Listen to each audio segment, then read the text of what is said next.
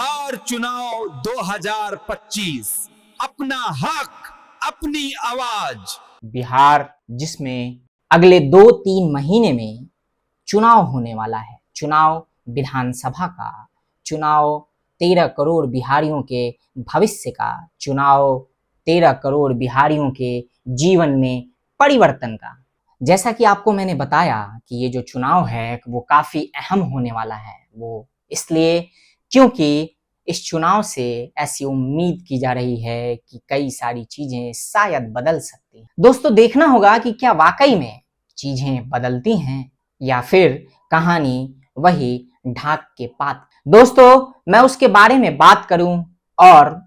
सारी चीजों को डिटेल में आप लोगों के साथ इस वीडियो के माध्यम से डिस्कस करूं, उससे पहले मैं आपको उस बिहार के बारे में बताना चाहता हूं जिसके बारे में आपने कई बार सुना होगा। बिहार जो कभी भारत का दिल हुआ करता था, बिहार जो कभी मगध था, बिहार जो कभी भारत का संचालन करता था, बिहार जो कभी भारत का केंद्र बिंदु हुआ करता था और जहां से भारत को लेके फैसले लिए जाते थे, जिसने भारत को पहली बार अखंड भारत बनाने में अपना सबसे महत्वपूर्ण योगदान दिया मगध के तौर पे। मगध होते हुए बिहार जो कभी मगध था, आज उस बिहार की स्थिति ऐसी है कि वहाँ के युवाओं को काम के तलाश में पलायन करना होता है।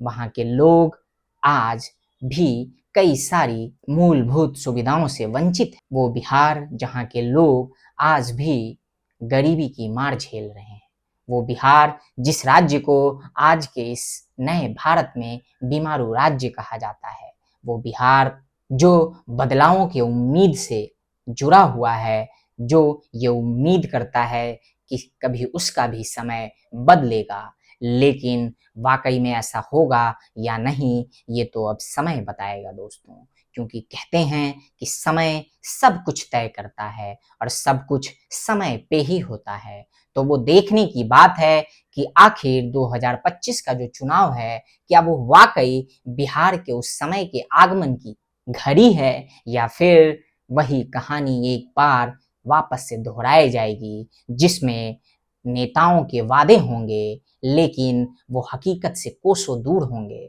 जिसमें नेता बड़ी बड़ी बातें करेंगे, नेता जो छलिया बन के आएंगे और जनता के साथ छलावा भरी बातें करेंगे, जनता को सब्ज बाग दिखाएंगे, जनता को ये दिखाएंगे कि कैसे वो इस बार के चुनाव में सब कुछ बदल के रख देंगे, कैसे उनकी जो इस बार की नीतियां होगी वो बिहार और बिहार के 13 करोड़ लोगों के जीवन में अमूल चूक परिवर्तन करने वाली होगी। लेकिन जितने भी वादे एक छलिया के तौर पे ये नेता छलावा भरा सब्ज बाग जनता को दिखाने के लिए चुनावी वादों में और चुनाव के कैंपेनों में बोलते हैं, वो हकीकत में कभी भी फलीभूत नहीं हो पाता दोस्तों। अब देखना होगा कि क्या इस बार भी ये नेता इसी तरीके से जनता को छल ले जाते हैं या जनता इन नेताओं को छल लेती है। खैर, उसका समय ज्यादा दूर नहीं है, लेकिन मैं जो आप लोगों से कहना चाहता हूं वो ये कि कहते हैं कि कोशिश करने वालों की कभी भी हार नहीं होती, और अगर बिहार और बिहार के 13 करोड़ लोग कोशिश कर लें कि उन्हें बिहार को बदलना है, बिहार की स्थिति को बदलना है, बिहार के समय को बदलना है, बिहारियों के समय को और उनकी स्थिति को बदलना है, तो उसके लिए उन्हें आवाज उठाना होगा, आवाज लगाना होगा और सवाल पूछना होगा। सवाल उन नेताओं से जो कई सालों से, जो बरसों से, दशकों से आप लोगों को इसी तरीके से झूठे वादे और छल परोस रहे हैं। अब समय आ गया है कि आप उन नेताओं से उनकी आंखों में आंखें डाल के सवाल पूछें कि आखिर वो कब तक अपने झूठे वादों से आपका मन बहलाते रहेंगे, वो कब तक आपके वोट के सहारे खुद वीआईपी सिक्योरिटी और सुरक्षा घेरा में आराम की जिंदगी जिएंगे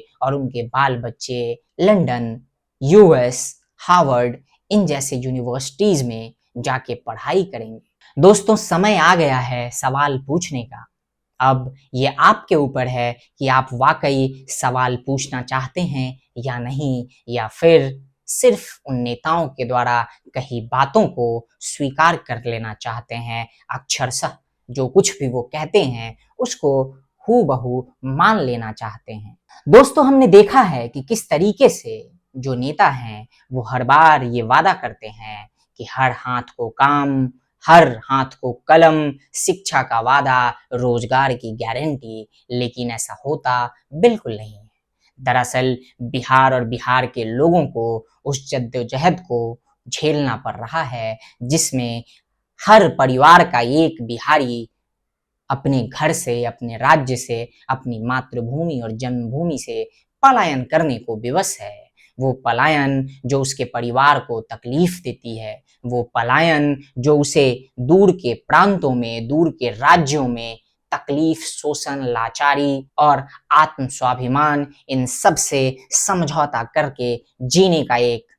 जरिया बनाती है। दोस्तों, हमने देखा है कि किस तरीके से बिहारियों के साथ शोषण होता है, किस तरीके से बिहारियों को अलग अलग प्रांतों में टारगेट किया जाता है सिर्फ इस बेसिस पे कि वो बिहारी हैं।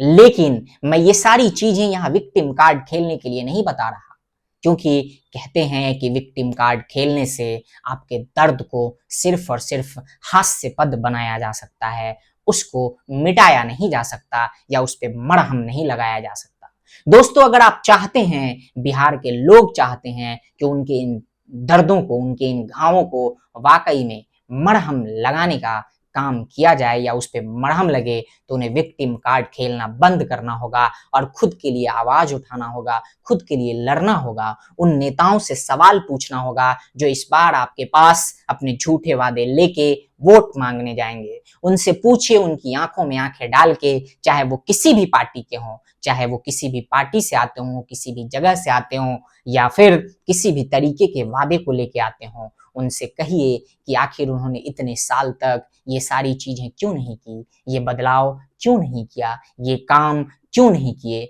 क्यों आज भी ज्यादातर सड़कों में गड्ढे ज्यादा हैं, क्यों आज भी अस्पतालों में डॉक्टर्स नहीं है, क्यों आज भी अस्पतालों में मरीज लाइन में मर जाता है, क्यों आज भी जब कोई व्यक्ति थाने में अपना दुख दर्द और एफआईआर लिखाने जाता है तो उसे पैसे देना पड़ता है, बावजूद इसके कि वो पीड़ित होता है किसी न किसी के अन्याय से, किसी न किसी के धौंस से, किसी न किसी के ताकत से, किसी न किसी के शोषण से। इन सब के बावजूद भी उसे अपने दर्द की दास्तां के लिए, न्याय पाने के लिए और उस न्याय को पाने की प्रक्रिया की शुरुआत करने के लिए पैसे देने होते हैं। दोस्तों, तो ये समय आपका है, अब ये आपके ऊपर निर्भर करता है कि आप इसे किस तरीके से उपयोग में लाते हो, क्योंकि अगर आप इस बार भी चूक गए तो आपके साथ पिछले कई दशकों से जो होता रहा है, जो होता आ रहा है,